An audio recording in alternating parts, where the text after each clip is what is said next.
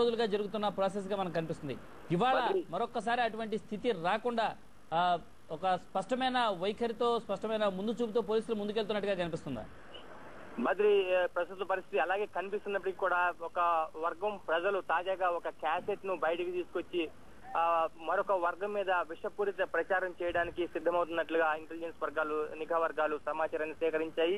ఈ క్యాసెట్ ను విస్తృత బహుళ ప్రచారంలోకి పాత బస్తీలో తీసుకురావడం ద్వారా ప్రతి ఒక్కరి హృదయాల్లోనూ విద్వేషాన్ని రెచ్చగొట్టి వాళ్ళని పరస్పరం దాడులు చేసుకునేలా చేయటమే దీని ముఖ్యోద్దేశం.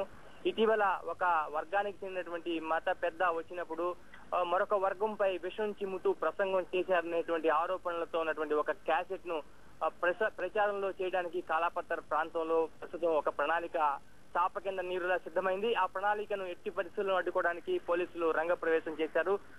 విష ప్రచారాన్ని అలాగే విద్వేష ప్రచారాన్ని ప్రజలు నమ్మవద్దని, అలాగే ప్రస్తుత పరిస్థితుల్లో పరస్పర సహకారంతో ముందుకు వెళ్లాల్సిందిగా సూచిస్తున్నారు. అయితే క్యాసెట్ల ద్వారా గానీ లేదా మరొక రూపంలో గానీ ఎవరు ఏ రూపంలో ప్రచారం చేసినా కూడా పరస్పర విద్వేష పూరిత ప్రసంగాలకు సంబంధించిన క్యాసెట్లు లేదా కరపత్రాలు ఎక్కడ పంపిణీ అయినా సరే నిర్దాక్షిణ్యంగా చర్యలు తీసుకుంటారు.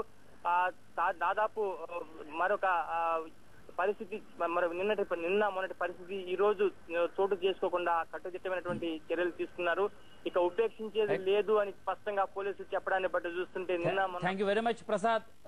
అప్డేట్స్ కోసం మళ్ళీ మిమ్మల్ని కాంటాక్ట్ చేస్తాం. ప్రస్తుతం ఓల్డ్ సిటీ నుంచి మా ప్రతినిధి దీప్తి వాజ్పేయి లైవ్ లో సిద్ధంగా ఉన్నారు తాజా సమాచారం అందించడానికి. దీప్తి, మీ దగ్గర ఎటువంటి సమాచారం ఉంది? ప్రస్తుత పరిస్థితికి సంబంధించి ఇవాళ ఉదయం నుంచి మీరు అక్కడ పరిస్థితులు అబ్జర్వ్ చేస్తున్నారు. ఏ రకంగా కనిపిస్తుంది అక్కడ వాతావరణం? బద్రి, ఐ థింక్ నేను ఒక 1 అవర్ నుంచి ఇక్కడ ఉన్నాను. ఈ ప్రాంతంలో 1 అవర్ బ్యాక్ ఎలా ఉందో సిచ్యువేషన్ ఇప్పుడు కూడా అలాగే కనిపిస్తోంది. అవాంఛనీయ సంఘటనలు గానీ, గొడవలు గానీ, అల్లర్లు గానీ ఏమాత్రం జరగలేదు. అటువంటి పరిస్థితులు తలెత్తే ఆస్కారం కూడా ఏమాత్రం కనిపించట్లేదు. కొద్దిసేపటి క్రితమే ఇక్కడ చార్మినార్ పోలీస్ స్టేషన్ లో సౌత్ జోన్ డీసీపీ మధుసూదన్, అలాగే ఆక్టోపస్ ఐజీ సురేంద్ర బాబుతో, అలాగే రాయలసీమ ఐజీ డిఐజీ వీళ్ళందరూ కూడా సమావేశమై పరిస్థితి ఇప్పుడు ఎలా ఉంది అన్నది సమీక్ష జరుపుతున్నారు. వాళ్ళందరూ పరిస్థితిని వివిధ ప్రాంతాల నుంచి ఇన్పుట్స్ తీసుకుని ఎక్కడెక్కడ ఎలాంటి సిచ్యువేషన్స్ ఉన్నాయి, ఎక్కడైనా చిన్నపాటి అల్లర్లకి ఆస్కారమైనా ఉందా, అట్లాంటి పరిస్థితులు ఏమన్నా తలెత్తాయా అన్న విషయంపై సుదీర్ఘంగా చర్చించి తదుపరి చర్యలు ఎట్లాంటివి తీసుకోవాలి అన్న దానిపై ఒక నిర్ణయానికి వచ్చి దాన్ని బట్టి ఇమీడియట్ గా వాళ్ళు యాక్ట్ చేస్తున్నారు. ఏమాత్రం రిలాక్సేషన్ అన్నది గానీ, కొంచెం ఫ్రీగా లేకపోతే కొంచెం రిలాక్స్డ్ గా ఇక్కడ సెక్యూరిటీని అప్లై చేయడం అనేది ఏమాత్రం కనిపించట్లేదు. పోలీసులు చాలా అలర్ట్ గా కనిపిస్తున్నారు. ముఖ్యంగా సురేంద్ర బాబు తో మాట్లాడిన తర్వాత Madhusudan, south zone DCP Madhusudan బయటకు వచ్చిన తర్వాత మీడియా ప్రతినిధులు ఆయన ప్రశ్నించారు.